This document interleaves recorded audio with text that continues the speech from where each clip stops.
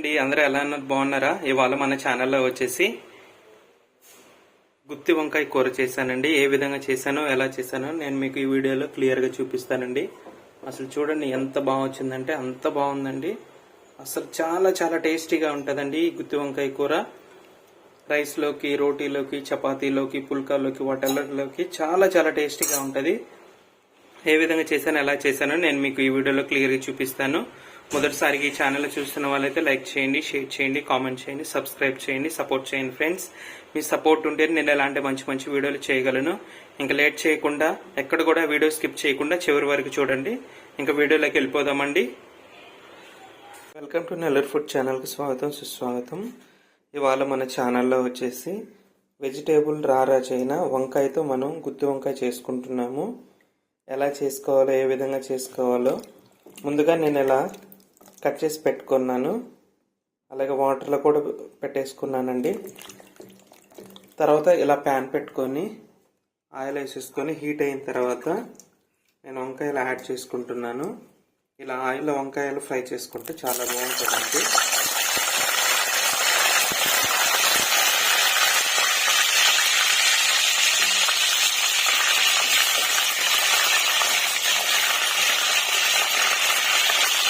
అన్ని వంకాయలు కూడా ఇలాగే ఆయిల్ వేసి ఫ్రై చేసుకున్నాము. చూడండి, నేను వంకాయలన్నీ కూడా ఇలా ఫ్రై చేసేసుకొని ఒక 5 మినిట్స్ ఆయిల్లో నేను ఫ్రై చేసుకుంటానండి. చూడండి వంకాయలు ఎలా ఫ్రై అయ్యాయో. ఈ మాత్రం ఫ్రై అయితే సరిపోతుందండి మన గుత్తి వంకాయ కర్రీకి. ఇవన్నీ కూడా తీసేసి సపరేట్గా ఒక ప్లేట్లో వేసేసుకుందాము. ఆయిల్ ఏం లేకుండా తీసి సపరేట్ చేసేసుకుందామండి అన్నీ కూడా.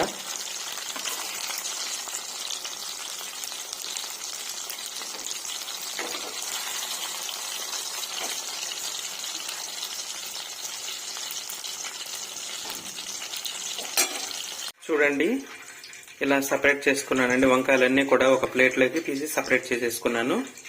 ఇవి చల్లారబెట్టుకుందాము. ఇప్పుడు మనం వీటికి ఒక చిన్న మసాలా వేసుకుందామండి. ఏమేమి వేస్తానో నేను మీకు క్లియర్గా చూపిస్తాను. ఇప్పుడు మనం ఈ గుత్తి వంకాయకి మనం వేసుకోవాల్సిన మసాలాలండి: 2 టేబుల్ స్పూన్ల పల్లీలు, 1 టేబుల్ స్పూన్ ధనియాలు, 1 టేబుల్ స్పూన్ జీలకర్ర, అలాగే ఒక 20 గ్రాములు ఎండు కొబ్బరి, అలాగే ఒక 20 గ్రాములు వచ్చేసి ఎండుమిర్చి. ఇవన్నీ కూడా మనం ప్యాన్ పెట్టుకొని ఫ్రై చేసేసుకుందామండి. ఇలా ప్యాన్ పెట్టేసుకున్నాను. హీట్ అయిన తర్వాత వేసేసుకొని ఫ్రై చేసుకుందామండి. అన్నీ కూడా ఒక 5 మినిట్స్ ఫ్రై చేసుకుంటే సరిపోతుందండి. ఈ మసాలా దినుసుల్ని మాడకుండా ఫ్రై చేసుకోవాలండి. అప్పుడే మనకు కర్రీ చాలా టేస్టీగా ఉంటుంది. ఇలా కలుపుతూనే ఉండాలండి. ఇలా బాగా ఫ్రై చేసుకుందాము. ఇలా ఫ్రై అయిన తర్వాత ఫైనల్గా మనం తెల్ల నువ్వులు యాడ్ చేసుకుందామండి. ఇవి చిటపట్లాడే వరకు వండించుకుంటే చాలు.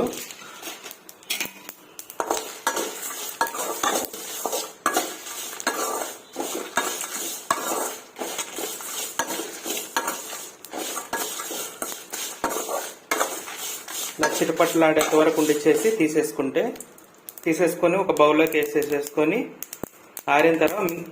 ఆరిన తర్వాత మిక్సీ కొట్టుకోవడమేనండి. ఆ మసాలా దినుసులన్నీ నేను ఇలా మిక్సీ కొట్టేసుకున్నాను. చూడండి ఇలా మెత్తగా మిక్సీ పట్టేసుకున్నాను. ఇప్పుడు వంకాయలకి అన్నిటికీ పట్టిద్దామండి. చూడండి వంకాయలకి ఇలా బాగా మసాలా పట్టించేటట్టు ఇలా పెట్టుకోవాలండి. అన్నిటికి కూడా ఇలాగే పెట్టుకుందాము. నేను మీకైతే కొన్నిటి మాత్రం చూపిస్తున్నాను. మిగతా అన్నిటి కూడా అలాగే పెట్టేసుకోవాలి.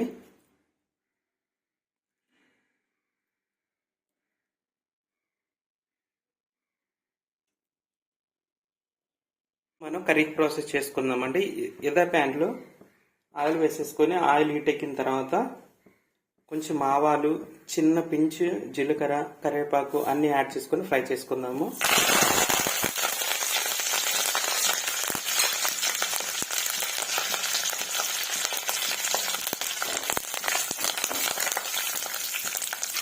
ఇప్పుడు ఒక పెద్ద మీడియం సైజు ఆనియన్ కట్ చేసి పెట్టుకున్నానండి.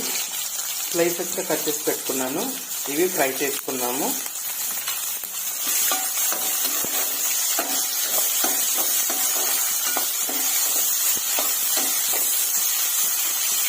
చూడండి, ఆనియన్స్ ఈ మాత్రం ఫ్రై అయిన తర్వాత నేను 2 బాగా పండిపోయిన మీడియం సైజ్ టమోటాలను కట్ చేసి పెట్టుకున్నానండి. అవి నేను యాడ్ చేసుకున్నాను. బాగా పండిన టమోటాలు మాత్రమే వేసుకోండి, చాలా టేస్టీగా ఉంటుంది.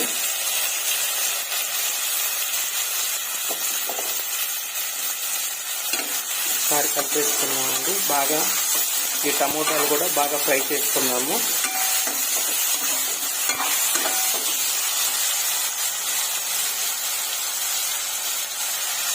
చూడండి, ఈ మాత్రం ఫ్రై అయిన తర్వాత మనం ముందుగానే మసాలా పెట్టుకున్న వంకాయలు ఉన్నాయి కదా, చూపిస్తాను చూడండి. నేను అన్నిటికి కూడా మసాలా ఇలా పెట్టేసుకున్నాను. ఇవన్నీ కూడా ఒక్కోటి యాడ్ చేసుకుందాము.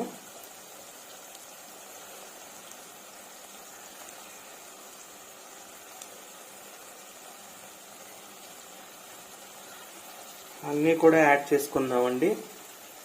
నేను అన్నీ కూడా యాడ్ చేసేసుకున్నాను. ఒకసారి కలుపుకుందామండి. చిన్నగా కలుపుకోవాలి, లేదంటే అవి చెదిరిపోతాయి.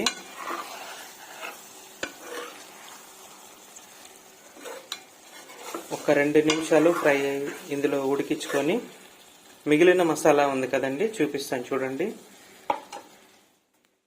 ఇదిగోండి, నాకైతే వంకాయలకు పెట్టుకోగా కొంచెం మసాలా మిగిలింది, అది యాడ్ చేసేసుకుందాము. చూడండి, నేను ఇలా మిగిలిన మసాలా కూడా వేసేసుకొని కొన్ని వాటర్ వేసేసుకున్నానండి. మీకు ఎంత వాటర్ కావాలైతే అంత యాడ్ చేసేసుకోండి. నాకైతే ఈ మాత్రం అయితే సరిపోతుంది. నేను తిక్కుగానే పెట్టుకుంటాను. ఒక 7 నిమిషాలు బాగా ఉడికించుకుందామండి. మీరు పసుపు వేయలేదు అని అనుకుంటారేమో. నేను ఇందాక ఫ్రై చేసుకున్న మసాలాలోనే నేను పసుపు వేసి మిక్సీ చేసేసుకున్నానండి. నేను మీకు మళ్ళీ చెప్పడానికి నేను చేస్తా ఉన్నాను. ఈ స్టేజ్లోనే మీరు ఉప్పు కారాలన్నీ కూడా చూసుకోండి. నాకైతే అన్ని పర్ఫెక్ట్గా సరిపోయాయి. ఇంకా మూత పెట్టేసుకుని ఒక 7 నిమిషాలు నేను ఉడికించుకుంటానండి. అంతే మన గుత్తి వంకాయ కూర రెడీ అయిపోతుందండి. చాలా టేస్టీగా ఉంటుందండి. రైస్లోకి, రోటీలోకి, పుల్కాల్లోకి, చపాతీలో కూడా చాలా బాగుంటుంది. మీరు ఒకసారి ట్రై చేయండి. మీకు ఎలా వచ్చిందో నాకు కామెంట్లో పెట్టండి. చూడండి, ఈ స్టేజ్లోనే మనం చింతపండు పులుసు వేసుకోవాలి. నేను ముందుగానే చిన్న నిమ్మకాయ సైజ్ అంతా చింతపండుని నానబెట్టుకొని బాగా పీసేసుకొని రసం తీసేసుకున్నానండి.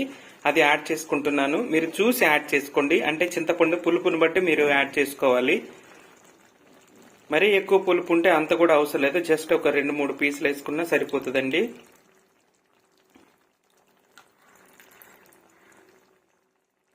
ఒకసారి కలిపేసుకుంటున్నానండి నేను.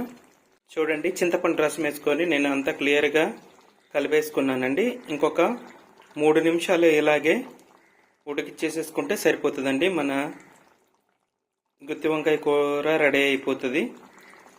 నాకైతే ఇంకొంచెం తిక్కు గ్రేవీ కావాలని నేను ఇలాగే ఉడికించుకుంటున్నానండి. చూడండి, మన కర్రీ అయితే కంప్లీట్గా అయిపోవచ్చిందండి. చూడండి, ఆయిల్ ఎలా పైకి వచ్చేసిందో. ఈ స్టేజ్లోనే మనం కట్ చేసి పెట్టుకున్న కొత్తిమీర యాడ్ చేసుకుందామండి. యాడ్ చేసేసుకొని ఒకసారి కలిపేసేసుకొని 1 మినిట్ ఉండేసి దించేసుకుందాము. ఎందుకంటే ఈ స్టేజ్లోనే దించేసుకుంటే సరిపోతుందండి. ఎందుకంటే ఆరే కొద్ది బాగా గట్టిగా అయిపోతుంది. చాలా బాగుంటుందండి ఇది.